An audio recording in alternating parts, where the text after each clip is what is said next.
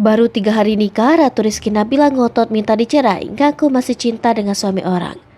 Kabar mengejutkan datang dari model cantik Ratu Rizky Nabila. Baru 3 hari menikah dengan pria asal Libya. Kini Ratu Rizky Nabila sudah kembali menjanda. Ratu Rizky Nabila rupanya sudah ditalak cerai oleh sang suami, Ibrahim Alhami. Usut punya usut, rupanya bukan keinginan Ibrahim Alhami, namun Ratu Rizky Nabila lah yang meminta dicerai oleh sang suami. Ibrahim Alhami sudah mengucap talak cerai pada Ratu Rizky Nabila Rabu 30 November 2022 malam.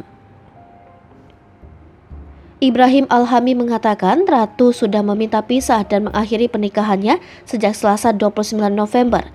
Ratu Rizky Nabila sebut Ibrahim Alhami merasa tidak bahagia setelah menikah. Saat permintaan cerai itu ditolak Ibrahim, Ratu mencoba mengakhiri hidupnya.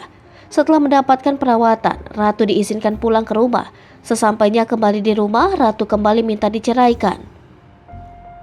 Ibrahim Alhami masih berusaha menenangkan Ratu Rizky Nabila dan tak mau tersulut emosi. Namun Ratu malah tidak menghargai Ibrahim sebagai suami. Sebelum Ratu sempat membatalkan pernikahannya dengan Ibrahim, ia bahkan menyuruh tamu undangan pulang. Menurut Ratu, ia memang berniat membatalkan pernikahannya dengan Ibrahim di detik-detik terakhir jelang acara. Namun niatnya batal setelah dirinya tahu jika asumsinya hanya salah paham. Ratu menganggap ada keluarga Ibrahim yang tidak menyetujui pernikahannya. Akibat keputusannya tersebut, Ratu meminta Maya dan teman artis lainnya untuk datang. Namun, niat Ratu membatalkan pernikahannya urung dilakukan setelah Ibrahim mampu meluruskan kesalahpahaman. Sebagai informasi, Ratu Rizky Nabila menggelar akad dan resepsi pernikahan dengan Ibrahim di kawasan Permata Hijau, Jakarta Selatan.